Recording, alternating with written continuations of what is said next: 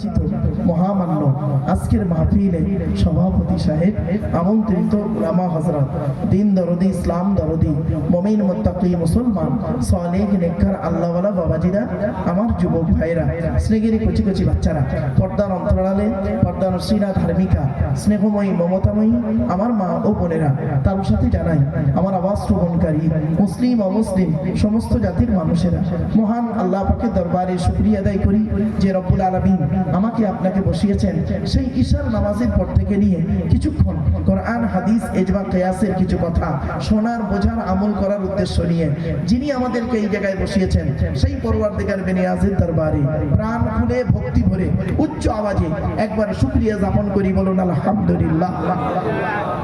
আমার বাপেরা একটু দয়া করে একটু বলবেন সুবহানাল্লাহি ওয়া বিহামদিহি সুবহানাল্লাহিল আযীম। এটি হলো বুখারী শরীফের শেষ হাদিস, আর বুখারী শরীফের প্রথম হাদিস হলো ইন্নামাল আমালু বিন্নিয়াত। এর বাংলা অর্থ হচ্ছে প্রত্যেকটা কাজ তার নিয়তের উপরে নির্ভর করে। তাই এতগুলো জ্ঞানী গুণী বুদ্ধিজীবী মানুষ আপনারা এসেছেন, আপনাদের অন্তরে একটা নিয়ত বা উদ্দেশ্য আছে। আমি অধম আব্দুল্লাহ গিল মারুফ তেমন ইলম নেই, তেমন জ্ঞান নেই, আল্লাহ পাক আমাকে এখানে আনিয়েছেন, আমারও অন্তরে একটা নিয়ত বা উদ্দেশ্য আছে। আমার উদ্দেশ্যটা আপনারা কেউ জানেন না, আপনাদের নিয়তটা আমিও জানি না। সুতরাং উভয়ের নিয়ত যিনি জানেন তিনি কে? জোরে বলুন ইন্নাল্লাহা আলিমুম বিদাতিস সুদুর। নিশ্চয়ই আল্লাহ রাব্বুল আলামিন বান্দার অন্তরের খবর সবই রাখেন। তাই আজকের এখানে যা কিছু আলোচনা হবে আপনাদের মাঝে আমার মাঝে, আজকের আলোচনার সাক্ষী থাকবে কে? আল্লাহ। আল্লাহু শাহীদুম বাইনি ওয়া বাইনাকুম। আপনাদের মাঝে আমার মাঝে আজকে আলোচনার সাক্ষী রাখলাম সৃষ্টিকর্তা আল্লাহ পাককে। এবার আসছি আলোচনার বিষয়বস্তু সম্পর্কে। কিসের উপরে আলোচনা করব? আমি যেখানে আলোচনা করতে যাই, আলোচনার শুরুতেই আমি আমার ইন্ট্রোডাকশনে, ইংরেজিতে বলে ইন্ট্রোডাকশন, বাংলায় বলে ভূমিকা, আরবিতে বলে মুকাদ্দমা, আমি আমার ভূমিকাতে প্রাথমিক কিছু কথাবার্তা বলি, তারপরে মূল বক্তব্য শুরু করি। নাম্বার 1 হলো আজকের আমার এই বক্তব্য শুনতে আসার জন্য হিন্দু, মুসলিম, জৈন, ব্রাহ্মণ, খ্রিস্টান, কুলি, সাঁওতাল, বাগদি, দুলে, জাতি, ধর্ম, বর্ণ নির্বিশেষে সকলকে আমি আহ্বান করি। এটি আমার কথা নয়, এটি এই কোরআনের কথা। পবিত্র কোরআন 13 নম্বর পারার 14 নম্বর পৃষ্ঠা, সূরার নাম সূরা ইব্রাহিম, আয়াত নম্বর 1, লাইন নম্বর 1, আল কোরআন কিতাবুন আনজালনাহু ইলাইকা লিতুখরিজান নাসা মিনাজ যুলুমাতি ইলান নূর। আল্লাহ পাক বলেন, নবী, ইহা এমন এক কিতাব তোমার উপরে অবতীর্ণ করেছি, এই কোরআনের দ্বারায় যে সমস্ত মানুষরা অন্ধকারের মধ্যে পড়ে আছে ওদেরকে টেনে টেনে বের করে আলোর দিকে নিয়ে এসো। সেজন্য আমরা বলি কোরআন মানুষকে দেয় আলো। একটু জোরে বলা যাবে সুবহানাল্লাহ। কোরআন কোনদিন টেররিস্ট বা সন্ত্রাসবাদের শিক্ষা কোরআন কোনদিন দেয় না। কোরআন কিসের শিক্ষা দেয় তার উপর আলোচনা হবে ইনশাআল্লাহ। 2 নাম্বার, প্রত্যেক জিনিসের একটা ভদ্রতা আছে, শিষ্টাচার আছে, আদব আছে। এই মাজলিসের একটা আদব আছে বাপ, কোরআন জানিয়ে দিচ্ছে। 28 নম্বর পারা 2 নম্বর পৃষ্ঠা 13 নম্বর লাইন, সূরার নাম সূরা মুজাদালা, আয়াত নম্বর 11, আল কোরআন ইয়া আইয়ুহাল্লাযীনা আমানু ইযা কিলা লাকুম তাফাসসাহু ফিল মাজালিসি ফাফসাহু ইয়াফসাহিল্লাহু লাকুম ওয়া ইযা কিলা শুযু ফানশুযু ইয়ারফাইল্লাহু লাকুম। বিল মফহুমিয়া তরজমাটা করছি বাপ, বিল লফজ তরজমা না করে। কি? হে ইমানদার বান্দাগণ, মজলিসের ভিতরে যখন ফাঁকা জায়গায় তোমাকে পূরণ করতে বলা হবে তখন তুমি সামনের ফাঁকা জায়গাটা একটু পূরণ করে দেবে। তাই আমি আপনাদেরকে অনুরোধ করছি বাবা, একটু দয়া করে মেহেরবানি করে কোরআনের ভাষা অনুযায়ী একটু আগে আগে আসবেন বাবা, একটু আগে আগে গায়ে গায়ে বসেন না বাবা, একটু মিলে মিলে বসেন, একটু আগে আগে আসেন, একটু আপনি বসেন, অনেক মানুষ আসছেন তাদের একটু বসার সুযোগ করে দিন বাপেরা, একটু আগে আগে গায়ে একটু আগে আগে আসেন, একটু আগে আগে বাপেরা, বাবা একটু আগে আগে, যুবক ভাইরা একটু আগে আগে আসেন, ওই মাঝখানটা ফাঁকা হয়ে গেল, একটু আগে আগে আসেন। হ্যাঁ, একটু গায়ে বসেন,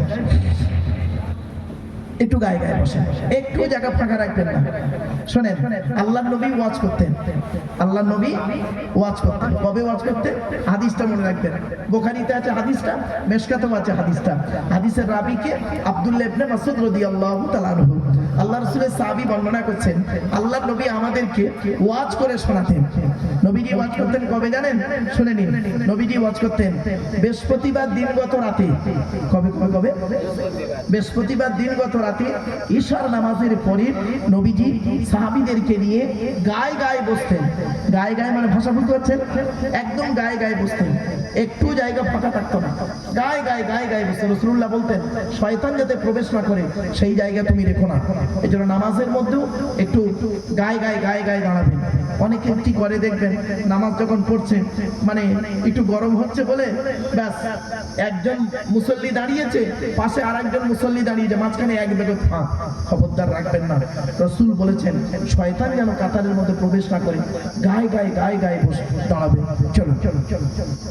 তো রাসূলুল্লাহ ওয়াজ করতেন বৃহস্পতিবার দিন গত রাতে ইশার নামাজের পরে সাহাবীদেরকে নিয়ে ওয়াজ করে শোনাতেন। নবীজির ওয়াজ কেমন ছিল? টু দি পয়েন্টের উপরে ওয়াজ। নবীজি টু দি পয়েন্টের উপরে ওয়াজ করতেন। নবীজি খুব চিৎকার করে বলতেন না, আর একেবারে খুব নিচু স্বরেও বলতেন না, মধ্যবর্তী পন্থা অবলম্বন করতেন। এজন্য বাপীদেরকে বলি, আলোচনার শুরুতে এই কথাগুলো না বললে সব বেকার হয়ে যাবে। ওয়াজের সবথেকে উত্তম রাতের নাম হলো জুমার রাত। কি রাত? জুমার রাত। কিন্তু আমরা কি করি জানেন?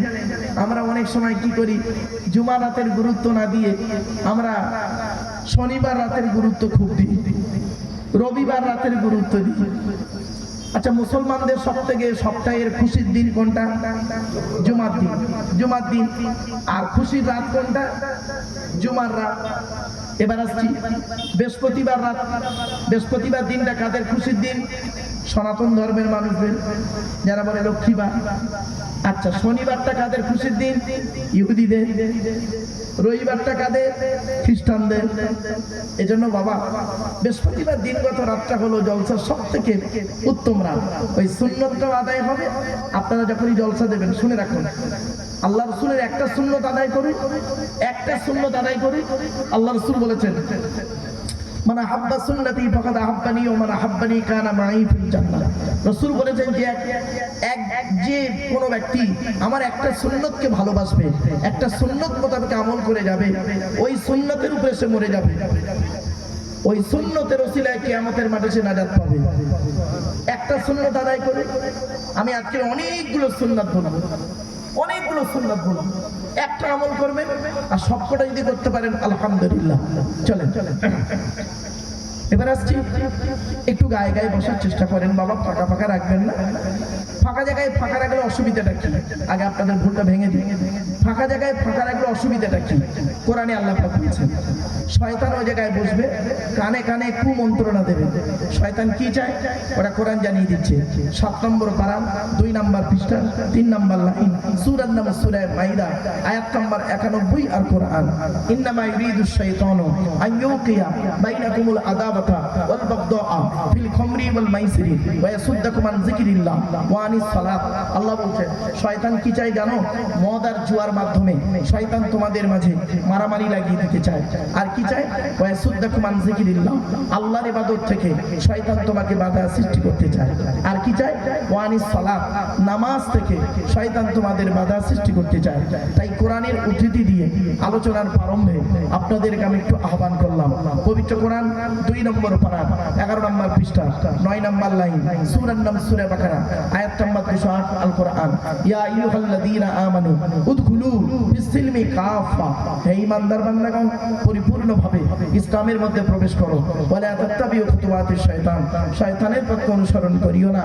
ইন্নাহু লাকুম আদুউম মুবিন, শয়তান হলো তোমাদের প্রকাশ্য দুশমন। So I request for you, so no mind excuse me. আলোচনার প্রারম্ভে আপনাদেরকে আমি টুকটুক করে বেশ কিছু কথা বলে ফেললাম।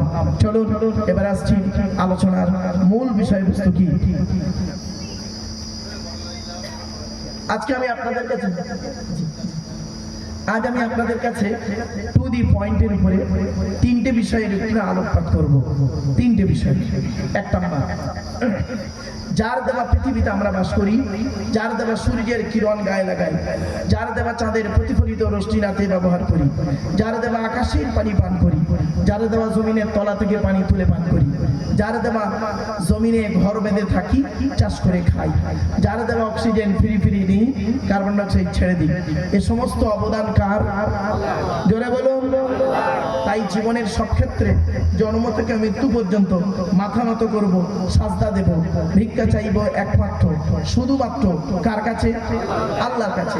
এটা যত তাড়াতাড়ি বুঝতে পারবেন তত তাড়াতাড়ি আমার বক্তব্য আপনাদের বোধগম্য হবে। It is my concept.